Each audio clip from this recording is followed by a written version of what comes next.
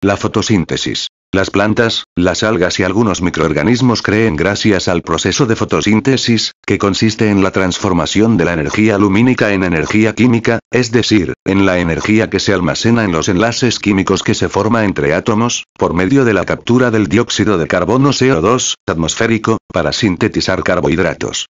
En general, la reacción más común que ocurre durante la fotosíntesis se resume de la siguiente forma. Energía lumínica. H2O, agua, más CO2, dióxido de carbono, es igual a C6H12O6, glucosa, más O2, oxígeno. La incorporación del CO2 para formar glucosa se da gracias a la enzima ribulosa 1,5-bifosfato, también llamada rubisco. En la mayoría de las plantas este carboxilaión inicial da lugar a la formación de dos moléculas de 3 carbonos, por eso ese metabolismo fotosintético se conoce como C3, a partir de las cuales se forma la glucosa, que tiene 6 carbonos. La rubisco tiene una característica importante. Su sitio activo puede ser ocupado tanto por CO2 como por O2. Cuando es ocupado por O2, no habrá incorporación neta de carbono. Cuando las temperaturas son altas o la atmósfera está muy seca, las plantas cierran sus estomas, lo cual reduce la pérdida de agua por transpiración, pero también reduce la entrada de CO2 a las hojas. Esto disminuye la tasa de fotosíntesis de las plantas C3.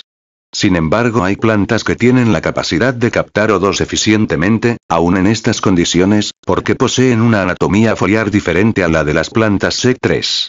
Estas plantas, cuyo metabolismo fotosintético se conoce como C4, presentan células especializadas alrededor de los estomas en donde se da la fijación inicial del CO2 en una molécula de 4 carbonos, por eso se llama C4, gracias a la enzima fosfoenolpiruvato carboxilasa.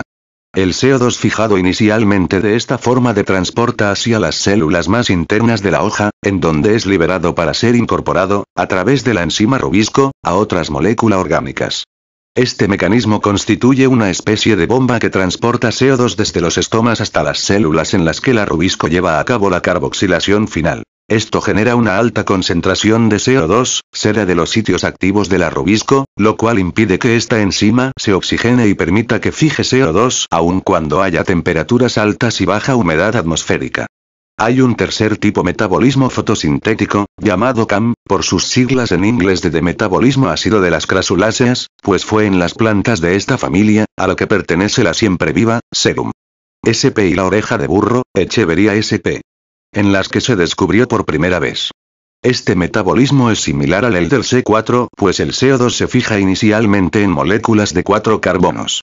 Sin embargo, en las plantas CAM este proceso ocurre durante la noche cuando los estomas se mantienen abiertos.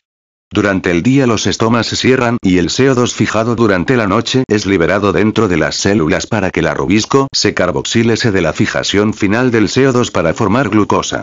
Esto disminuye marcadamente la pérdida de agua por transpiración, pues los estomas se abren de noche, cuando la temperatura es más baja y la humedad atmosférica más alta.